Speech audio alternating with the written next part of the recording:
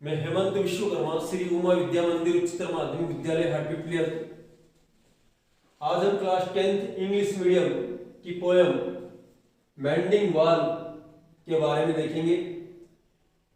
ये जो poem mending wall, इसे पोएट रॉबर्ट फ्रॉस्ट के द्वारा लिखा गया है।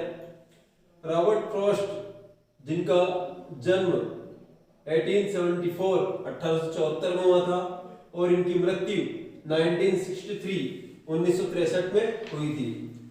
इस पोयम का यहाँ पर हम फर्स्ट पार्ट देख रहे हैं और इस फर्स्ट पार्ट में फिलहाल हम जो पोएट है रॉबर्ट फ्रॉस्ट, उनके बारे में संक्षिप्त जानकारी लेंगे और जो ये पोयम है उनके द्वारा लिखित मेंडिंग वॉल, इसके बारे में संक्षिप्त जानकारी हम यहाँ पर लेंगे। आइए देखते हैं। Brief description about poet and poem. Poet और पोयम का यहाँ पर संक्षिप्त वर्णन अपने को देखना है। पोएट के बारे में पहले देखते हैं हम। Robert Frost 1963।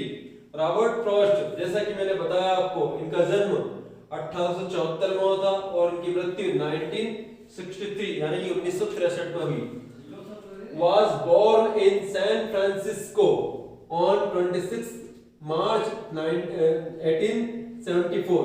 इनका जन्म सैन फ्रांसिस्को में 26 मार्च 1874 को हुआ। सैन फ्रांसिस्को यूएसए में है, यूनाइटेड स्टेट ऑफ अमेरिका के अंदर। His mother was a poetess। उनकी माँ भी एक कवित्री एक पोइटिस थी, मतलब कि कहना चाहिए कि कवित्री थी। And she named her son after great Scottish poet Robert Burns। और उनकी माँ ने उनका नाम एक स्कॉट देश के ग्रेट पोएट थे रॉबर्ट बर्न्स, उनके नाम पर अपने बेटे का नाम यानी कि रॉबर्ट फ्रॉस्ट का नाम रखा। Frost lost his mother when he was only 11। Robert Frost ने अपनी मां को जब वो 11 वर्ष की उम्र में थे तभी उन्होंने अपनी मां को खो दिया था, अर्थात उनकी मां की मृत्यु तब हो गई थी जब वो 11 वर्ष के थे। His mother took up a teaching job to support her family। उनकी मां जो थी वे टीचिंग जॉब कर यानी कि शिक्षा देकर बच्चों को और अपने परिवार का भरण पोषण किया करती थी। एट द एज ऑफ 18 वर्ष की उम्र में Frost started news paper reporting and writing poetry. 18 वर्ष की उम्र में ही रॉबर्ट फ्रॉस्ट ने न्यूज़पेपर राइटिंग रिपोर्टिंग का काम शुरू कर दिया था और साथ ही साथ उन्होंने पोएट्री लिखना भी शुरू कर दी थी, अर्थात कविताएं लिखना उन्होंने शुरू कर दिया था। He was honored with the membership of the American Academy। और उनके इस कार्य के कारण उन्हें अमेरिकन एकेडमी, अमेरिकन की जो संस्था थी, एकेडमिक संस्था, उसमें उन्हें मेंबरशिप मिल गई थी।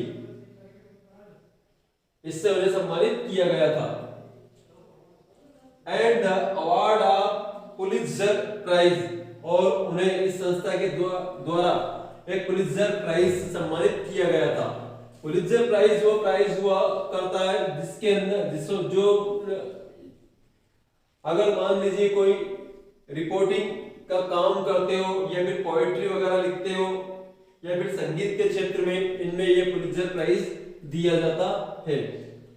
ये जो है हमने इतनी जानकारी पोएट के बारे में यहाँ पर देखी है।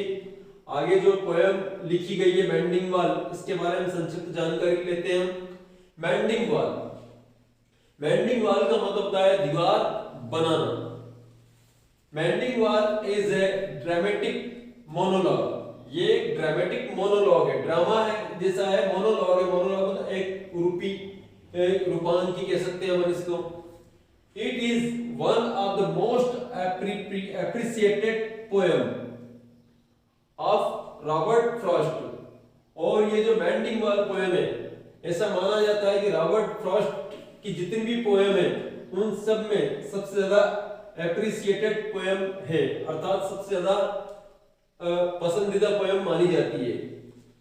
इन दिस पोएम, इस पोएम के अंदर he expressed his views, उन्होंने अपने जो विचार है उनको प्रस्तुत किया है, एंड एटीट्यूड, अपने एटीट्यूड को, अपने व्यवहार को यहाँ पर उन्होंने प्रस्तुत किया है।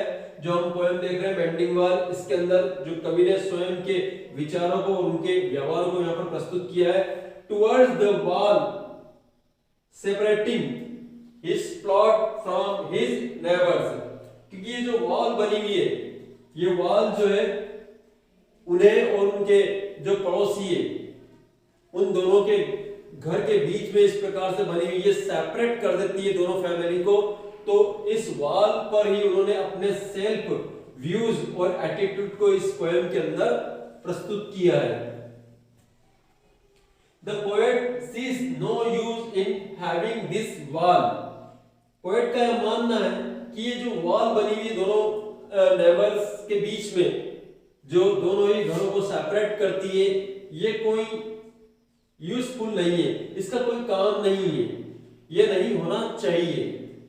But his neighbour is a traditionalist, परंतु उनका जो नेबर था, पड़ोसी था, उसकी राय कुछ अलग ही थी। वो जो है परंपरावादी इंसान था, पुरानी रूढ़िवादियों से जुड़ा हुआ था। उसका मानना था कि ये वॉल जो बनी हुई मेंडिंगवाल दोनों ही नेबरिंग के बीच में, ये होना चाहिए। He is in favour of wall, और वो जो था वो इस दीवार के पक्ष में था, ये दीवार जो है दोनों घरों के बीच में होना चाहिए। ही बिलीव्स दैट, उसका ये मानना था, वो ऐसा विश्वास रखता था, ये जताता था, good fences make good neighbours, कि अच्छी फेंसेस जो होती है, फेंस बोलते हैं दीवार को या बागर को, जो बाड़े वगैरह के अंदर बनती है, फेंसिंग जिसको हम कहते हैं। तो अच्छी फेंस जो होती है ना, वो अच्छे नेबर्स बनाती है, अर्थात एक अच्छे पड़ोसी बनाती है। ये रॉबर्ट फ्रॉस्ट के नेबर के व्यूज थे। इस प्रकार से हमने इस पोएम के बारे में यहाँ पर देखा। ये पार्ट 1 है, हम इसके पार्ट 2 के अंदर इस पोएम को पढ़ेंगे। तब तक धन्यवाद।